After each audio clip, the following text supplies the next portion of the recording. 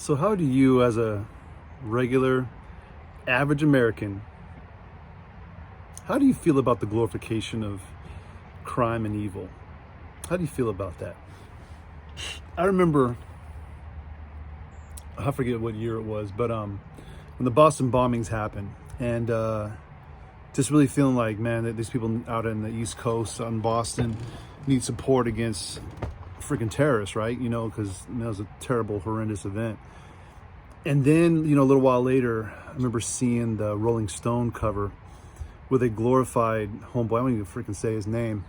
And they basically put like this glamour shots video, picture of him on the cover of Rolling Stone. I thought to myself, these freaking SOBs, dude.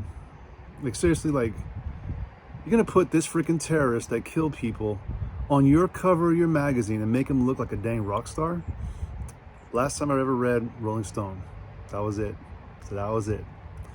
So now we come to this time right now, okay? And there's 5 individuals that I think that we kind of understand what's really happening, okay?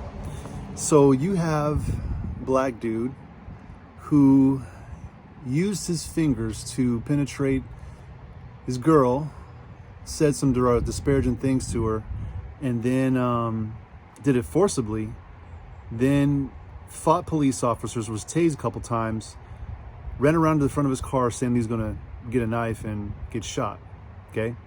So he's already committed a sex offense. Then he's committed a crime against the police, and the NBA and NFL want to put this fool's name on the freaking top of their helmets. Drew Brees, sorry, dude. Sorry. Sorry. NBA, I don't watch NBA anymore. They don't want to honor that dude. WNBA, never watched it anyway, so that doesn't even freaking make any sense to me at all. So that's one, okay? Then you got this dude who shot the Patriot Prayer guy. This dude had been arrested on a weapons charge previously in the earlier month of August. And he shouldn't have had a weapon in the first place, but weak individuals against crime who are in the justice system, like let's say DAs or attorneys or sheriffs or whatever, this guy got out of prison and basically offended again. He killed somebody. Now what happens with that? It's number 2, okay? Let's go over number 3, number 4, number 5, all right? So everybody wants to talk about this kid, Kyle Rittenhouse, whatever, but let's talk about the 3 dudes who he actually shot. 2 dudes he killed, 1 person he shot. Now, one of them was a sex offender who was violent against minors. Okay, it's one. Then you have the second one. He's a predator, has various charges against himself, violent acts against people as well too. That's 2. And the third one, he's part of some freaking socialist movement. He's not supposed to have a weapon because he's already had a weapons charge on him as well too. And he's a criminal, okay? Now, people can say this is part of their past. It's part of their, you shouldn't hold their past against them. That's not holding their past against them. That's holding their present against them.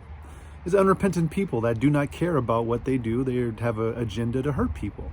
So if you want me to not hold their present against them, then I'm just going to be airy-fairy and think to myself, these people really don't mean any harm to anybody, even though they meant harm to people, even though they did things in their past, they were still doing them now.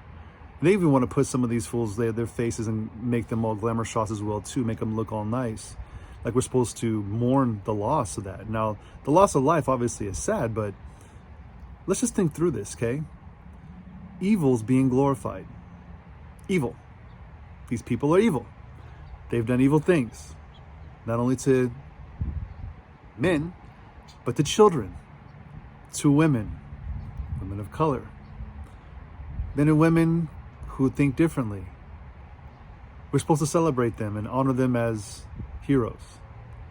The same way that Rolling Stone did when they put that freaking kid up on their magazine and made him look like a glamour shot, right? Like a cover of an album or something. I don't know if you understand this or not, but when it comes to people who are not only weak on crime, because when you vote in individuals who are, they like a Kamala Harris, who talks a big game about wanted to do things for the community when she literally was putting black dudes in chains. And then, Joe Biden the same exact thing with his crime bill. I mean, these folks, they don't care about the folks who they're, coming against, but their way that they operate in their leadership, they'll put people, the regular individual like you and me, in prison for something that might be minor, but they'll let out these fools in freaking a heartbeat. They'll let them out on the streets. What do you think that the critical race theory, no bail laws, restorative justice, what do you think that actually is? That's not for the regular individual like you and me, okay? We're just the average American. We try to stay out of trouble, make our day's wage, pay our dang taxes. We, want to raise our kids, enjoy the weekend, have a beer, freaking kick it with our friends and stuff. These folks go out looking for trouble so they can go and have a skateboard, which we all know BLM and Antifa use as weapons. And then skaters are going to go out there and act like, this dude was out there, just skateboarding and enjoying himself on an evening amongst protesters. They're not protesters. These are straight up anarchist rioters. And these folks should have been in prison. But our justice system, when people are a part of it, especially who are crooked DAs, they'll let out the prisoners. They'll let out the criminals. But they'll put people like you and me in prison. They will. That's what we've learned. This is why it's so important that you understand who it is that you're putting into the positions of authority. Because these folks who say that they have a restorative justice, or they want to really make the, I remember there was this one lady, she was going against Summer Stephan here in San Diego. And I remember thinking to myself, there's no way in freaking hell this woman's going to get elected. Please, Jesus, do not. And thank God she didn't, because Summer Stephan's, she's pretty legit, right?